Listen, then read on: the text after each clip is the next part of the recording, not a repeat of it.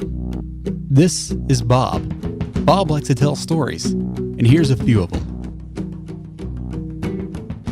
The best way is to go with the most recent.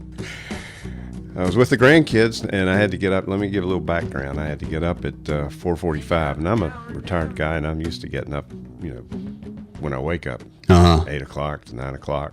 And so I didn't feel all that wide awake, and we took the boys to Greenville, East Carolina University, and we had a chance to sit down in the sunlight. We'd just eaten something, because we had to go without food for several hours. And I'm there. Suddenly I'm with Josh, the older one, and sitting in the sunlight. He's a 12-year-old, and he's very scientific. So we're looking at the tree right in front of us. And this tree. First of all, I start talking about, that's you notice the bark on that tree.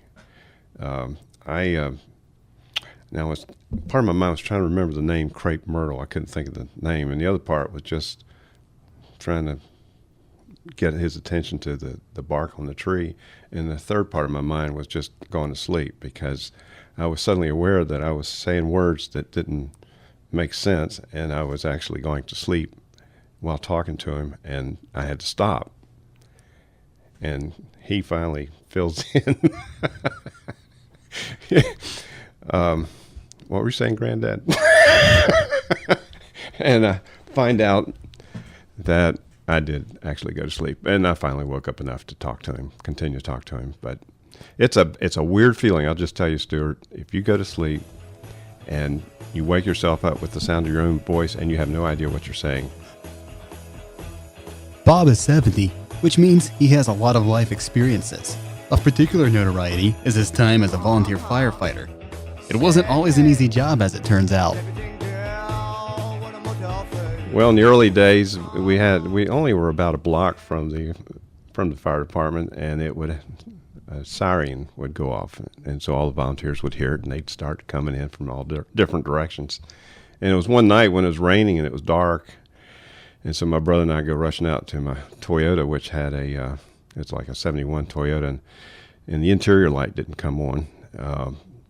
And I jumped in from the driver's side, and it was dark, and I didn't notice until I hit the problem was the seat was forward, and I landed on the back of the seat and slid back in the back floorboard, and the door was trying to close on my feet. My brother's trying to get in on the other side, and I finally and I couldn't really pull myself up, because every time I pulled on the seat, it would come back, and we're yelling at each other, and finally I managed to get out enough to let him in the car. Anyway, that was an auspicious start for going to the fire department. And once I got to the fire department, I didn't drive the truck necessarily, but I did.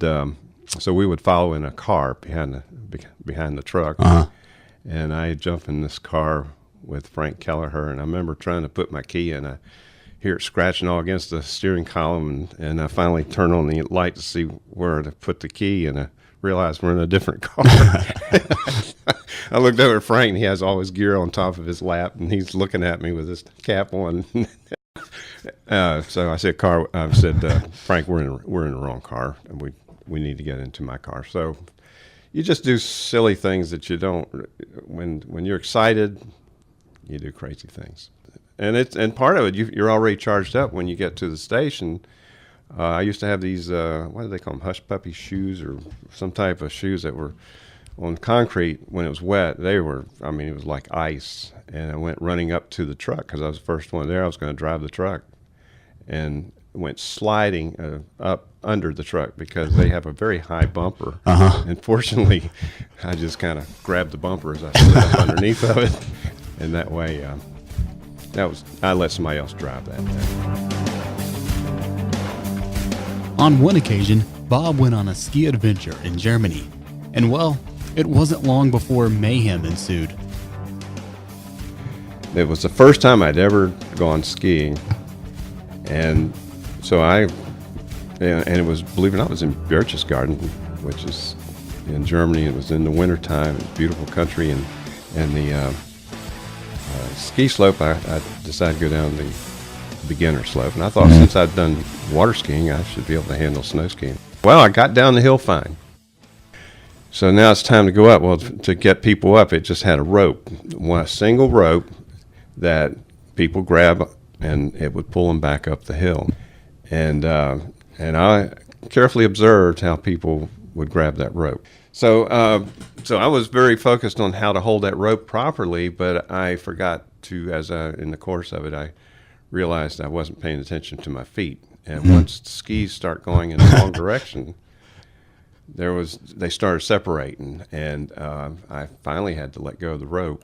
And when I did, I couldn't get out of the way in time for the next guy that was coming up the rope falling over me, and then the next one behind. And literally, it was a pile up, and they had to turn the rope off.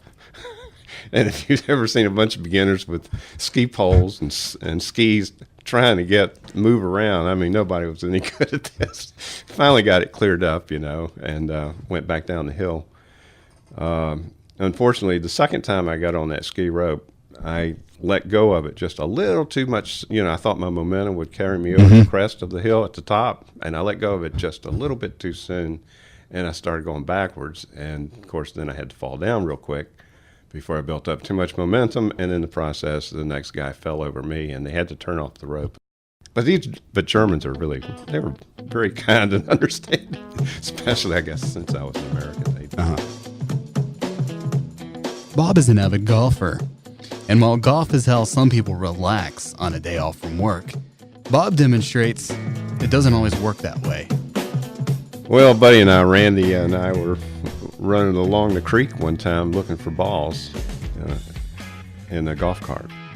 And he was driving, and I was on the right side, and I'm looking, and we're going up where I can look to my right, and I'm looking for the ball. Well, I didn't know, but he was also looking with me, and he didn't see where the creek suddenly made a left bend. And the next thing I look in front, just as we're going off the bank, airborne, and we splashed down in the creek, and fortunately nobody got hurt. But Bob had a successful career, mostly working with a variety of environmental agencies. And though he did his job well, the commute to and from work often proved problematic. Yes, trying to help conserve money, so I had this rider with me that I had advertised for someone to ride with me. Jump in the shower and the blood starts pumping. Out on the streets, the traffic starts jumping with folks like me on the job from 9 to 5. But she was a rather quiet, serious kind of person, and I don't think she ever really felt comfortable with me. We had an experience where one morning I get up and I go out to turn on my windshield wipers, and I hear something pop, and it's because this was during the summertime. It was really hot, and the rubber blade sort of stuck to the windshield, and anyway, something snapped and didn't work. And I thought, well, what are the odds of it raining today? I mean, it's clear. So I go on to work. I pick her up, take her, and while I'm at work, I hear guys coming in. Wow, there's thunderstorms just rolling in. It's really coming down out there.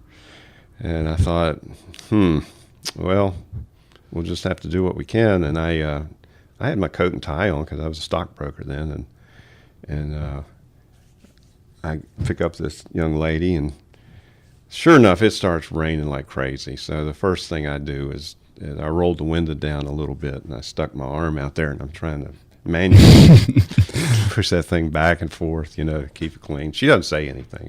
This is not funny to her. So then I'm getting ready to merge onto 40 to get on I-40, head toward Greensboro, and the rain just continues to come down, and so I have to roll the window down to see where I'm going. I thought I better just stay in the emergency lane. So I turn on my flashers and go in the emergency lane real slow, and then I reached the point where I had to get back out on the highway again. And I recall this one point where I rolled the window down to see what's coming, and it was just when a truck hits this standing water, and it just through the open window onto the dashboard. On my glasses driven off, and I finally I rolled my window back up real quickly and just stay on. I was able to remain on the emergency lane until I reached a point where there was a tire laying in the emergency lane. I thought, no problem, I'll just straddle that thing. Mm-hmm. It looked... Figured you could make it. Sure. Yeah. And so I hear, as I'm driving, I hear clunk underneath the car, and then it's... and the whole car's vibrating from this tire. Hanging in there, and again, you have to understand this lady does not talk or doesn't say anything. And I'm always saying, well, I guess I better go under there and pull that tire out now. So I get out and wrestle the thing out. And it took us quite a while to get home, but the rain finally stopped and it all ended well. But I don't remember having any more rides with her. I think she was just a little bit nervous riding with me. Working 9 to 5, what a way to make a living. Barely getting by. It's all taking and no giving. They just use your mind and they never give you credit. There was once an incident at a business conference of sorts. Bob explains.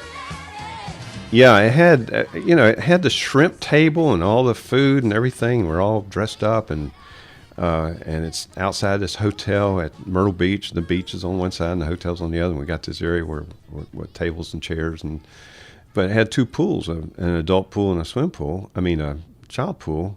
And I'm there looking at them, thinking it'd be so easy for somebody to back into it or something of that nature, fall in the pool, and so I went back to the bar for a drink, and I was walking along, looking at the banquet table with all the food on it and the shrimp. I mean, it was beautiful, the food they had piled on it. And about that time, I suddenly dropped, and I stepped into the child pool. It only goes down about maybe 1.5 feet, but it's just this kaploosh as my foot goes into it. And of course, my forward momentum was such that I had to follow it with my other foot, kaploosh, to just stay up. Right. But the very next step, I just stepped up with that foot, and then stepped up with my other foot, and just kept walking like nothing happened. I just didn't want to draw any attention to that, and except for the sound of my shoes going squish, squish, and leaving a trail of water and footprints. And and I had this. I must have gotten a little excited because the little plastic glass that I had my drink in, I suddenly noticed that it was crushed, and I was just holding it. Nothing in it except a piece of a lime and some ice still there.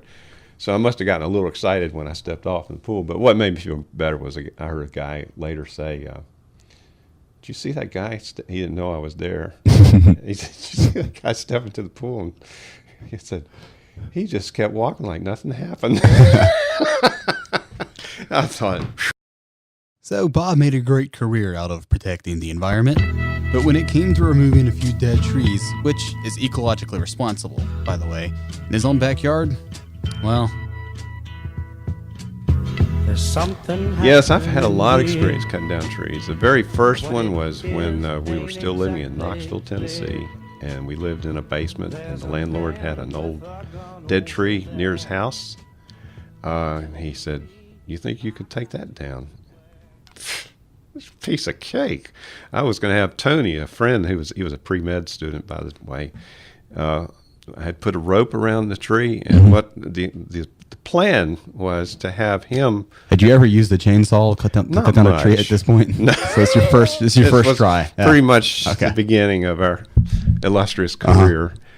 I said, Tony, when you hear the tree start cracking, just give it a tug and pull it toward you, because that way it'll make the tree miss the house. So it starts cracking, and I glance over at Tony. He had long hair. This was back in the 70s, and we had long hair.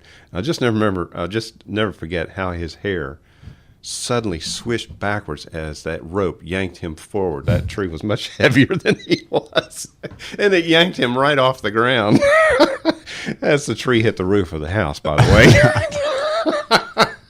But it had been dead for so long that all the branches literally just exploded. It was pretty spectacular on the roof. It didn't do any damage, maybe a little gutter damage. didn't hurt the house at all. All that splintering wood. You didn't get evicted. No, he just didn't ask me to cut any more trees down. Fair enough. You said that a long, illustrious career. Did you have any more run-ins with some trees? Yes, my wife never lets me forget, but near the house, there was a tree. She said, well, I think you might have suggested I take that tree down. I'm gonna say it was her fault. So I cut, and I know how to cut a tree down. It's just that sometimes they do things I don't expect. And this particular time, this tree didn't have far enough to fall before it landed into another tree. And I thought, maybe I should go ahead and take down that tree too. It's not really needed.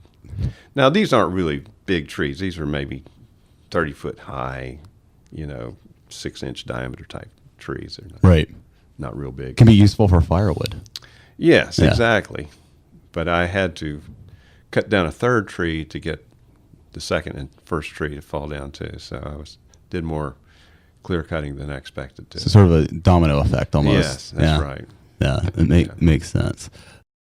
Mark Twain once said, "Truth is stranger than fiction because fiction is obliged to stick to possibilities. Truth isn't." Everyone has stupid things that happen to them and make some kind of blunder or whatever. It's the ones who are willing to admit it that can laugh about it later. I think I'm no more clumsy than the next guy. I just remember all my clumsy